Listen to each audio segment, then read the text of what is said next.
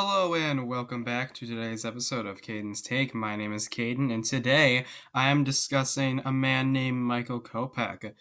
If you did not hear, Michael Kopech, announced by Rick Hahn, will be in the opening day lineup. He will be not in the lineup on opening day exactly, but he will be our fifth starter.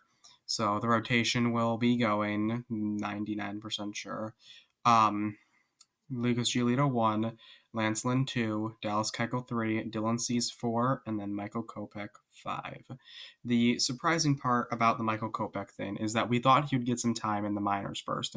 He did not play at all last season in the camps, and he was healthy, like ready to go. He just decided to opt out of the season. So a lot of people assumed he was going to be starting in the minors in Charlotte, getting some reps down there before he came up. However, Rick Hahn has announced that he will be on the opening day lineup, and a lot of people thought it was either going to be Lopez or more likely Carlos Rodon getting that fifth starter role.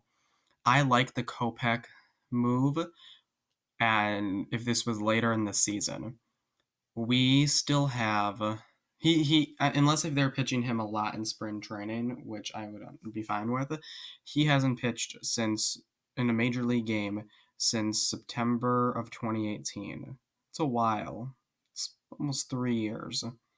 Well, no, sorry. In September it'll be 3 years, but you know what I mean. It's been 2.5 years since he's pitched in an MLB game.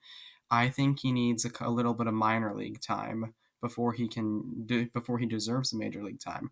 I think you should start him in the minors in May, bring him up and put him in the bullpen, and in June give him that fifth starting job, unless if injuries happen, then roll the timetable. And maybe that's what they're going to do, except with Rodon and Lopez, have one of them in the bullpen, the other in the minors, and wait for injuries. I think that Lopez should be traded. I think that if we had Dane Dunning still, we wouldn't be having this conversation. But we can't go back in the past. And look, I've always been a Michael Kopech supporter. I was at his first game, and ever since then, I've been supporting him, and I said he's got this. But after opting out last season and then divorcing his wife the day she announced that she's pregnant with her kid, I don't know. I just feel like there's something up with this guy. And I understand that Lucas Giolito said that he is healthier and stronger than I've ever seen him before.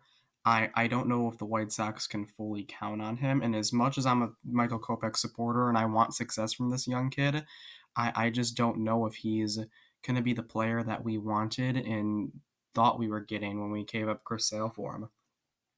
I think that this year will be the true sign of whether or not Michael Kopech is a bust or not. I also think it'll show us whether or not Yoan Moncada is really here to play or if he is instead had a 2019 year and then is just going downhill. I highly doubt that happens. I think Yoan Moncada is an incredible player, and I think he will rise and a surface above the challenge this year. But at the same time, you never know. I mean, COVID is not. I mean, if he gets hurt, is he going to come back like he did this year with COVID and not really ever come back?